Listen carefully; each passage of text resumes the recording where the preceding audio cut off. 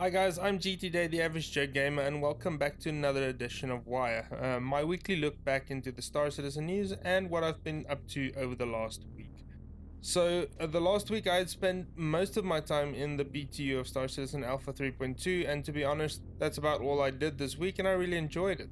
Generally, the 3.2 BTU was quite a painless experience, and for me at least, the game was smooth and the FPS was pretty good. There was a bit of glitchiness in some cases, but that was sorted out in one patch. The new quantum travel system is not 100%, but I like the added functionality in the new QT system. One thing that I did notice is that the UI didn't always align properly, but that is minor. The biggest new addition is the mining system. Mining in 3.2 is an excellent experience and I really enjoy the gameplay around it. But more on that later. For now, I'm just going to look at the Star Citizen content from the last week. I will only skim over it because I want to talk about the BTU content from the last week.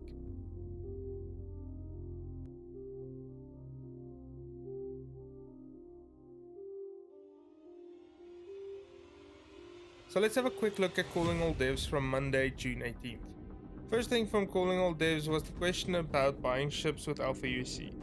So Jared asked Todd Pappy whether we will be buying ships in the PU soon. Todd said that they are working on it for 3.3 and that we will be able to buy ships from a kiosk at Hurston. That is really exciting news and I can't wait to buy ships in the PU. That will give us more goals to work towards in the game. Now the guy with an Aurora game package can start to play with the goal of upgrading to something like a Cutlass. That is an excellent new feature that will make 3.3 one of my most anticipated patches for the year, assuming that it isn't moved out to a later date. Another really good question was how timers will work, for example how insurance time will be calculated. So that question was put to Rob Reiniger and he said that all timers will essentially be in real world time and not play time. The implication of that is that the insurance will count down whether or not you are playing. So if you take a 3-month break, your insurance will keep ticking down regardless. Another implication is that when you do an insurance claim on a large ship and you have to wait for a long time, that insurance claim time will also tick down whether or not you are playing, which is a good thing in my view. I'm quite happy that it uses real world time and not play time, especially on insurance claims, and I find that to be a fair way of going about it.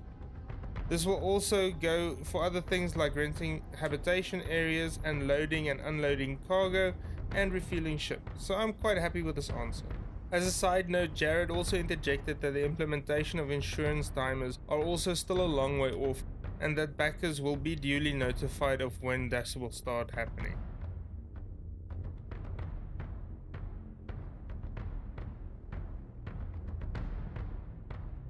Heading over to Around the Verse, we had a quick PU project update from Ricky Jutley, a look at the new group system, and a visit to the Caliban system in Lawmaker's Guide to the Galaxy.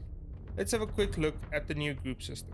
This is a tier 0 implementation of the group system that will allow us to play together easier. This was one of the things in the 3.2 feature survey that was very important to the backers. CIG did the hard work to bring the new group system to make playing together in groups easier and more fun. This new grouping system will bring Star Citizen more in line with how other games handle groups and parties. And all the while in the back end it will help with performance optimization by reducing the amount of queries sent between the client and the server. Essentially, party information is getting cached to help narrow the amount of player related queries, and that helps in the reduction of latency.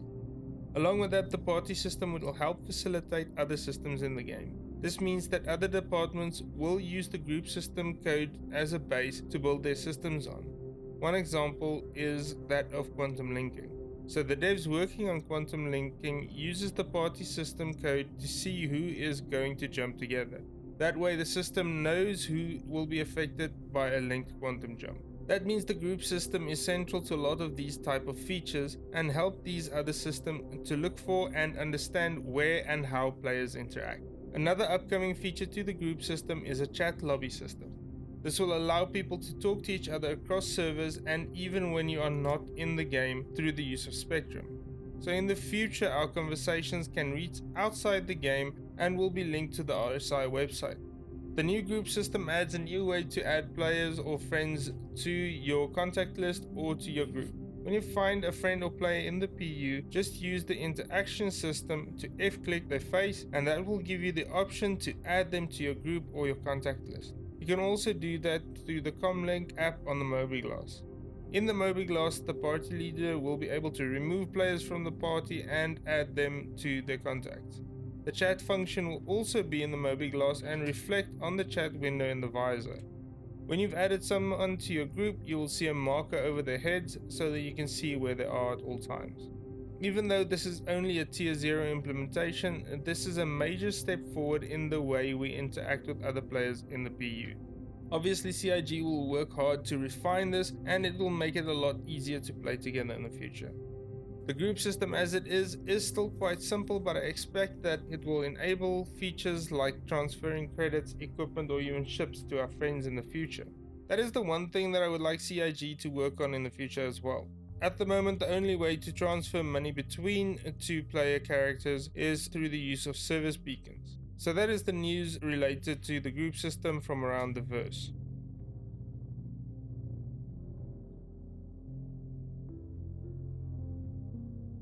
This week I'll be giving RTV a skip as it is also covering the new group system, and instead I will look at the 3.2 PTU. As of Monday 25 June, the 3.2 PTU is open to all backers. So if you own a game package, you can now access the 3.2 PTU. If you haven't been on a previous PTU test, all you need to do is go into the account section of the RSI website, click on settings, and then public test universe in the menu on the left. On the PTU page, scroll down and click copy account to PTU. You will then be notified when the process is complete via email.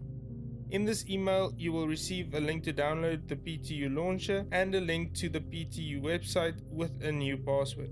When you've downloaded the PTU launcher, use your normal username with the password from that email. And that is it. Download the PTU game files and log in using the PTU launcher, and there you go. I'm not going to cover all the patch notes in this section. Instead, I will quickly do an overview of the big additions to the game. In this phase of the testing, you'll be given some alpha UEC to get you started, and you will also have access to all the ships. So if you are thinking of buying a ship and you're not sure, just play that ship on the PTU and see what it's like. That's sort of a free try before you buy type thing. Speaking of ships, let's first look at the new ships coming in 3.2. Probably the most anticipated for most is the Origin 600i Explorer variant. This is a luxury ship with all the amenities, from a bed with panoramic view out the front of the ship to a bar and party area in the back with more panoramic views.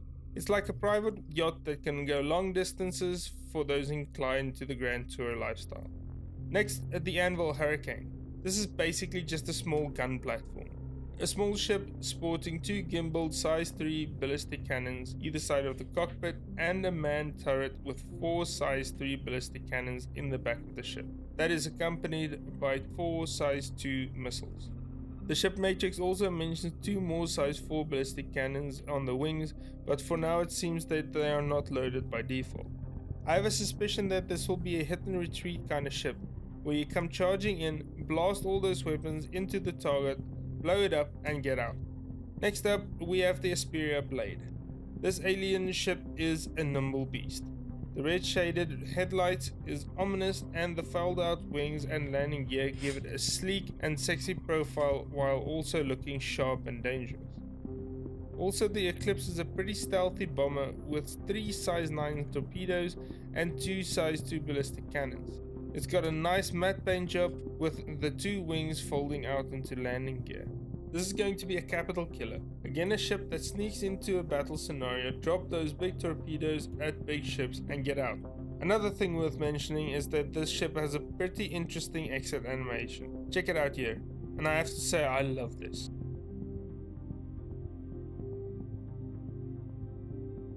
Lastly, we have the reworked Avengers series.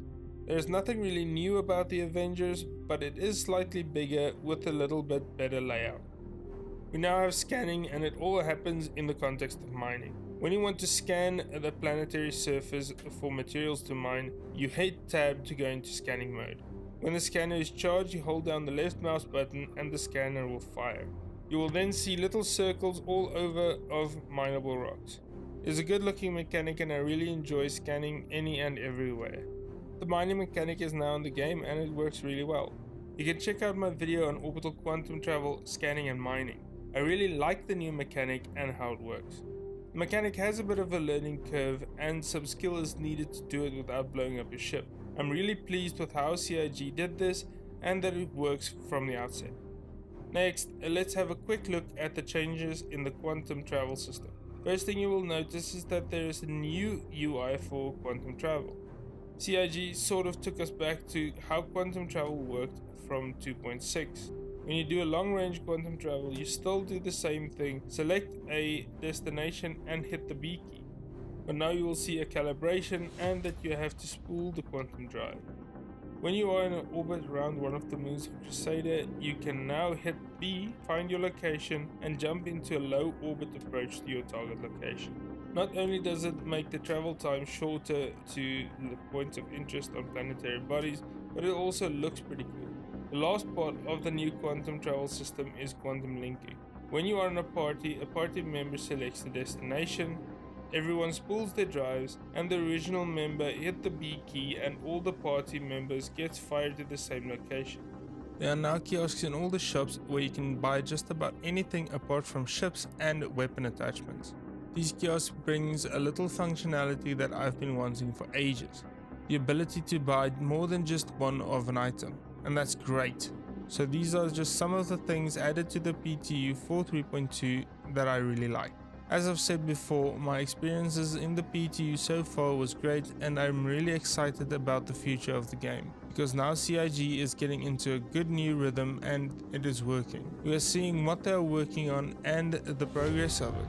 They're also making some of these self-imposed deadlines in good time. Now CIG is making really good progress and the backers are reaping the rewards. Isn't that great? Anyway, that's it for this week. Over the coming week I'll be spending more time in the PTU and the PU if it's launched within this week. Next I want to finally finish the videos on the Reclaimer and the new subscriber flare weapons. However, I will mostly be getting footage for new videos to release within the next week. But thank you again for watching the 8th episode of Wire, and I hope there was some content that you enjoyed. If you enjoyed the video, please give it a thumbs up below and a thumbs down if you didn't. In the comments below, please let me know what you liked from the video and what you dislike, and I will make an effort to improve.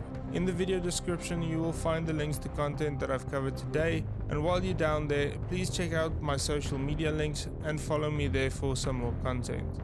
I would also massively appreciate it if you would support me on Patreon, and thanks to those of you who are already doing so, you are my absolute heroes. Another way of supporting me is by visiting my merch store at designbyhumans.com/shop/GTDae. I'm GTDae, the average Joe gamer, and once again, thanks for watching, stay awesome, and I will see you in the next one.